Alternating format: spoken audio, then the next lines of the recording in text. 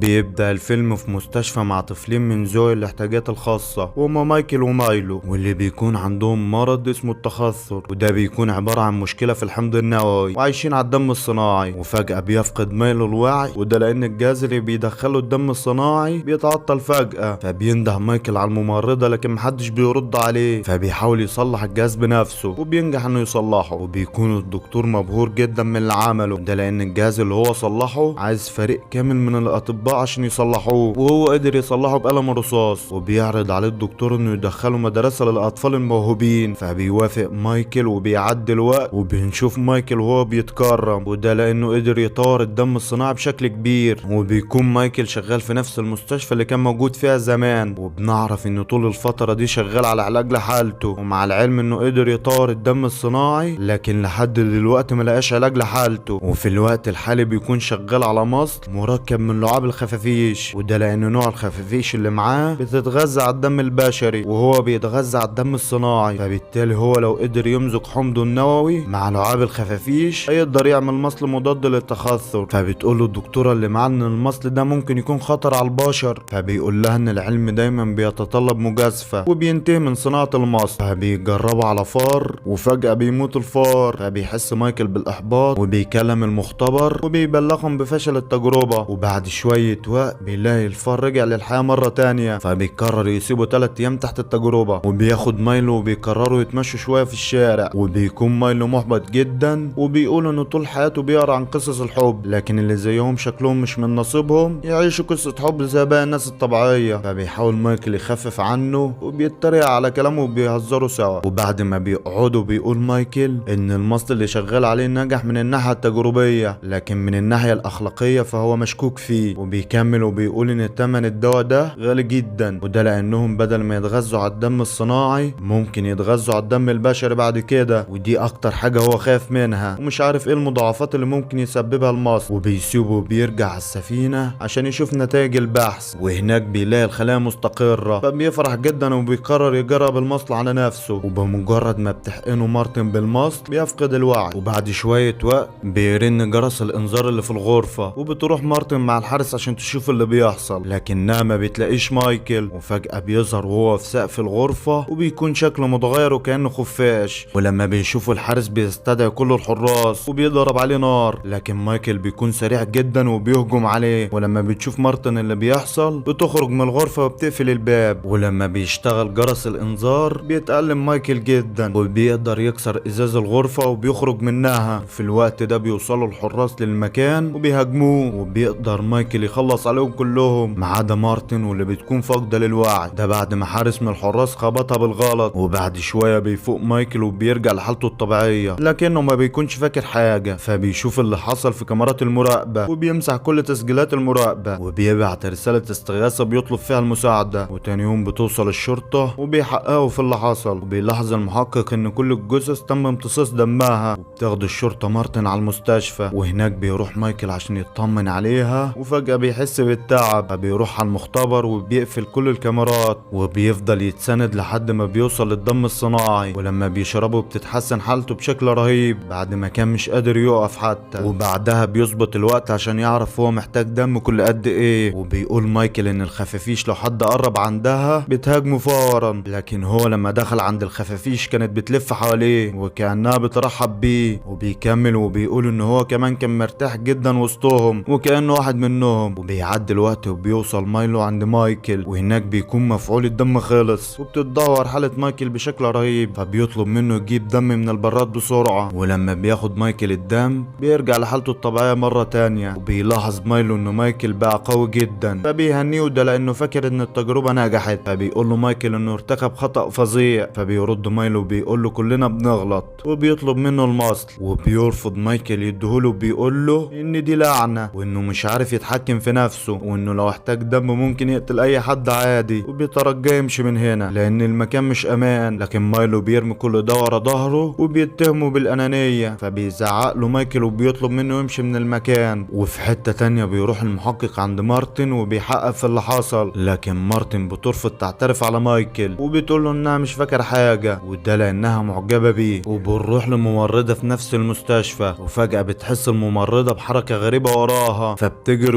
وبيكون في حد بيجري وراها، وتاني يوم بيتم العثور عليها مقتولة بنفس الطريقة اللي اتقتل بها كل اللي كانوا على السفينة وممصوص دمها. وبيتصدم مايكل لما بيعرف وبيحاول يخرج من المكان، وفي اثناء خروجه بيندى عليه المحقق وبيبان انه شاكك فيه وبيسأله عن القرب الخاص بيه. فبيقول له مايكل انه رجله ما تسمحلوش بالابحار، وبيسأله عن سبب سؤاله. فبيلمح له المحقق وبيقول له ومين يعلم يمكن بتعمل عليها تجارب مجنونة. فبيقول له مايكل انه هيعمل اي حاجة عشان ينقذ حياته. فبيشك في المحقق اكتر، ولما بيحاول يقبض عليه بيضربه مايكل وبيحاول يهرب من المكان، لكن الشرطة بتقدر تحاصره فوق سطح المبنى وبيتم القبض عليه. وبيروحوا المحقق عشان يحقق معاه، وبيقول له انهم لقيوا هويته على السفينة اللي لقيوا فيها الجثث، وبيطلب منه تفسير للي حصل. فبيقول له مايكل انه مش عارف، وبيبان ان مفعول الدم بدأ يخلص. فبيطلب مايكل من المحقق يجيب له الشنطة اللي كانت معاه لان فيها دواء مهم ولازم ياخده دلوقتي. فبيرفض المحقق وبيقول له ان الشنطة فيها دم صناعي، وده بالنسبة لهم دليل، وبيسيبه وبيمشي. وتاني يوم بيوصل مايلو للسجن وبيتكلموا مع بعض، وفي اثناء خروجه بيسيب له كيس دم، وده لانه عارف انه محتاجه. وبعد ما بيخرج بيلاحظ مايكل انه نسي العكاز بتاعه، ومعنى كده انه بيقدر يمشي. وبيستنتج ان مايلو هو كمان اخد المصل وهو اللي قتل الممرضة ومص دمها. فبيتعصب مايكل جدا وبيقدر يهرب من السجن، وبيروح عند مايلو وهناك بيتعصب وبيقول له انه كان بيحاول يحميه من انه يبقى وحش زيه. فبيقول له مايلو انه مش وحش، وان الدنيا هي اللي حكمت عليهم يبقوا كده من يوم ما اتولدوا. وبيكمل وبيقول انهم دلوقتي يقدروا يعملوا كل اللي اتحرموا منه طول فترة المرض، وبيبان انه مش متأثر بأي حاجة. وده على عكس مايكل واللي بيكون ضميره بيأنبه جدا ورافض فكرة انهم يعيشوا على حساب حياة ناس ملهاش ذنب. وبيكمل وبيقول له انه مش اخوه اللي هو يعرفه. فبيقول له مايلو انه اختار الحياة دي وهو مش هيقدر يمنعه مهما حصل. وفي اثناء كلامهم بيضربه وبيهرب من المكان. فبيطاردوا مايكل لحد ما بيوصلوا لمحطة مترو، وهناك بتوقفهم الشرطة. وفجأة بيهجم مايلو على كل افراد الشرطة وبيخلص عليهم وبيمتص دمهم. وبيكون مايكل مصدوم من اللي شايفه، وبيقدر مايلو يهرب من المكان. وبنروح لمارتن وهي في الباص، وبتتفاجئ مارتن انه مايكل قاعد جنبها وبيحاول يبرر لها وبيقول لها انه ما قتلش الممرضة ولا حتى افراد الشرطة. وبيكمل وبيقول ان مايلو هو اللي قتلهم وانه اتغير جدا بعد ما اخد المصل، وبيطلب منها المساعدة. وفي حتة تانية بيكون مايلو بيحاول يستمتع بحياته بقدر الامكان، وبيعدي الوقت وبيروح عند مارتن وبيسألها عن مكان مايكل. فبتقوله انها ما تعرفش، فبيسيبها وبيمشي. وبتروح عند مايكل وبيتبلغوا باللي حصل وبيحاولوا يلاقوا حل مع بعض. وبيبان انهم بدأوا يقربوا من بعض اكتر، وبيشوفهم مايلو من بعيد.